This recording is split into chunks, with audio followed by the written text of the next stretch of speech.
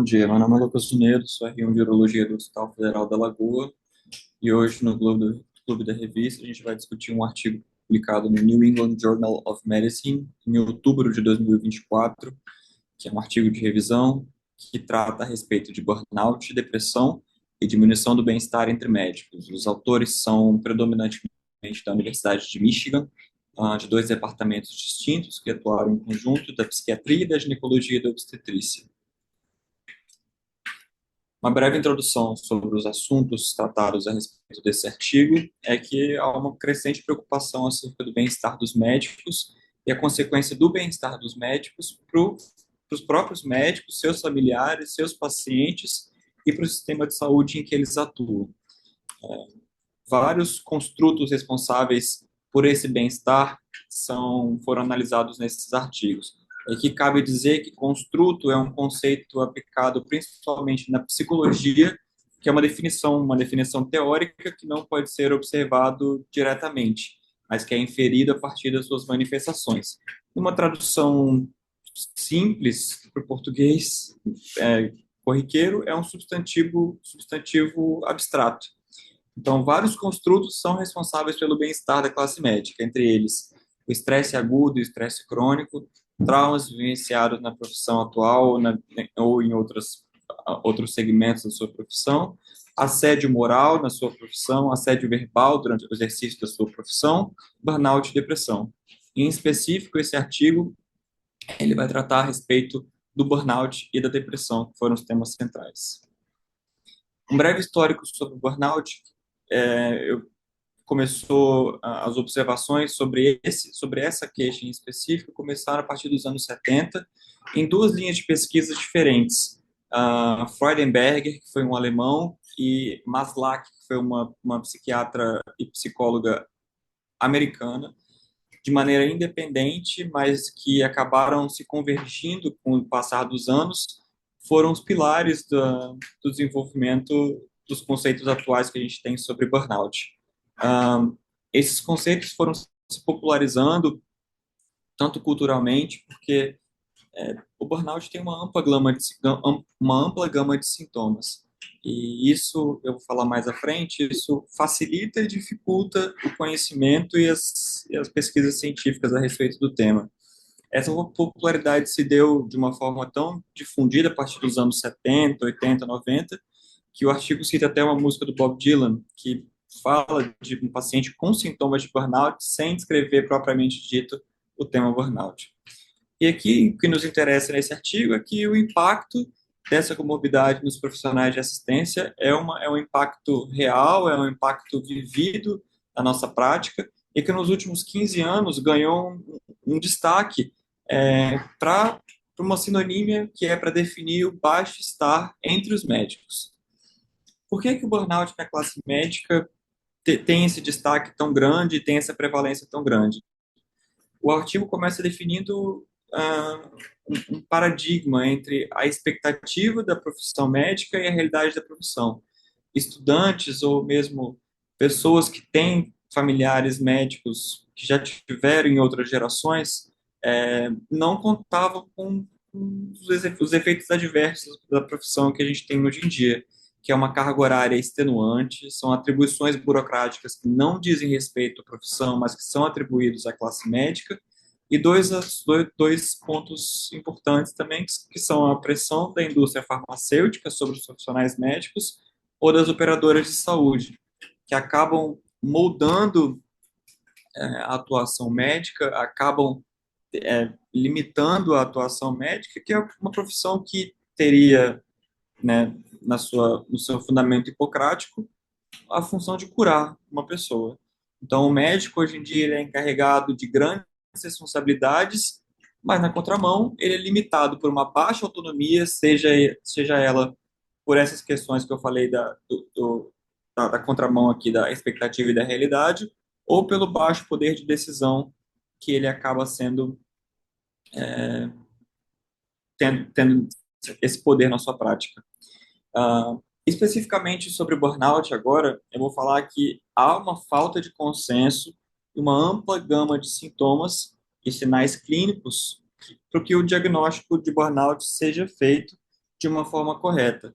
E isso dificulta, como o próprio artigo fala, a elaboração de artigos científicos com uma relevância clínica significativa, para que você possa se estimar corretamente a prevalência da doença e os seus principais fatores causais.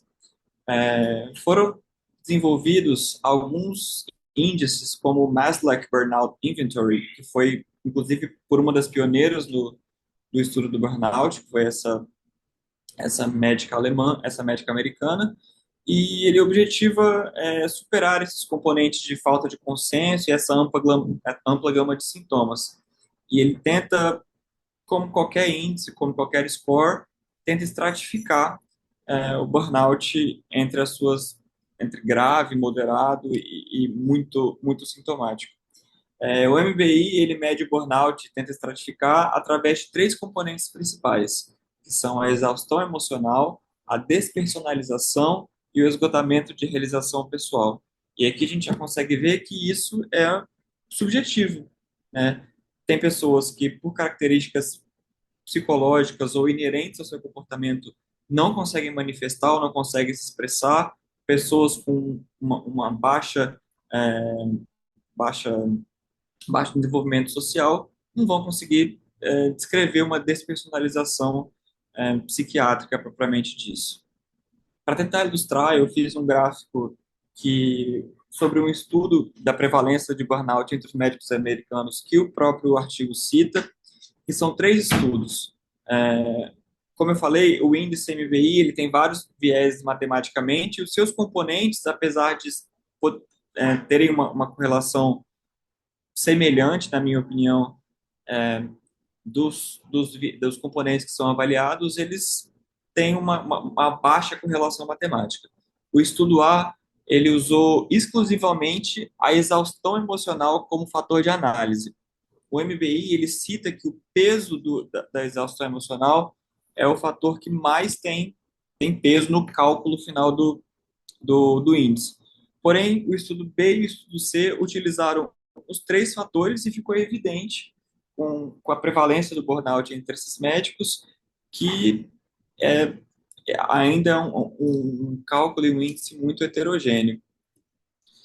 Falando agora sobre o outro vértice do estudo, que é a depressão, o sentimento da melancolia, como ele foi inicialmente descrito nos anos 1700, ele teve as suas primeiras análises, primeiras descrições na literatura há muito tempo, mas só a partir de 1950, com o DSM, que é o Manual Diagnóstico e Estatístico dos Transtornos Mentais, atualmente na sua quinta edição, vem ajudando a operacionalizar os critérios diagnósticos das patologias psiquiátricas e operacionalizar, eu digo, por estratificar e classificar entre depressão menor, depressão maior e todas as gamas de patologias psiquiátricas, incluindo a depressão e o burnout.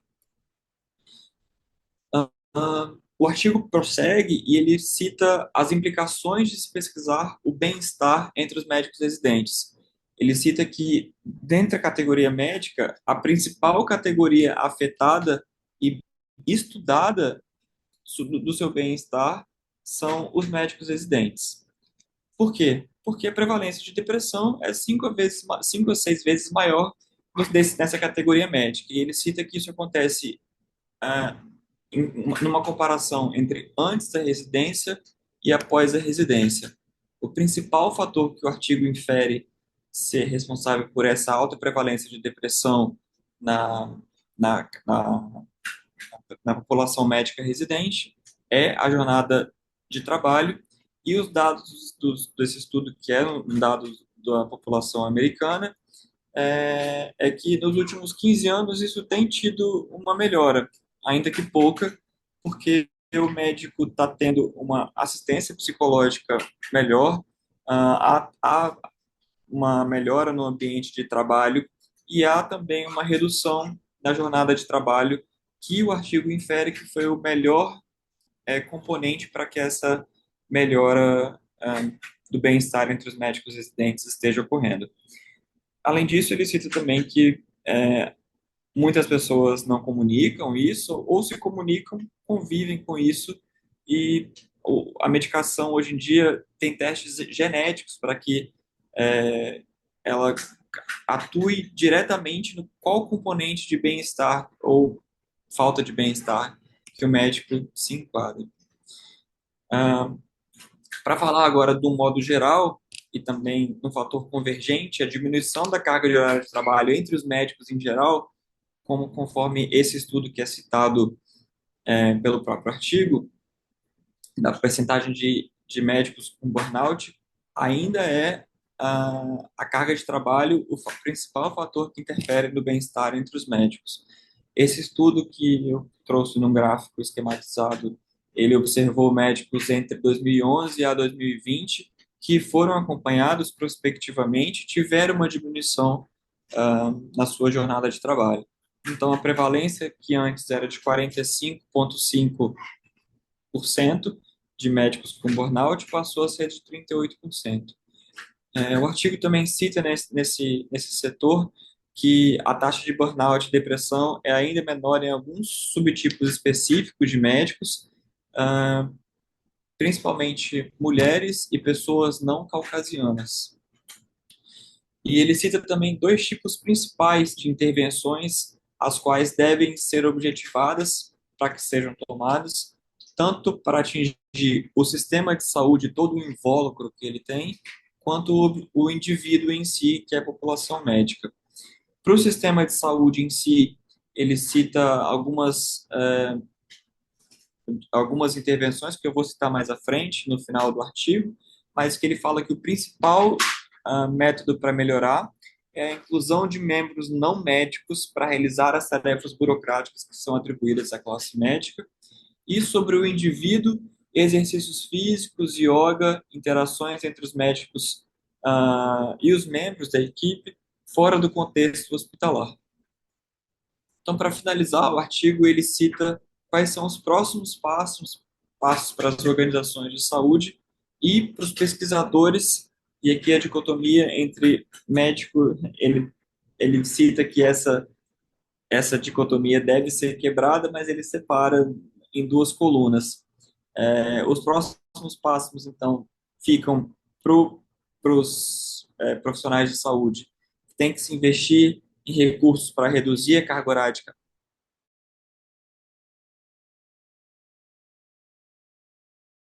psiquiátricos e garantir o seu acesso. E esse acesso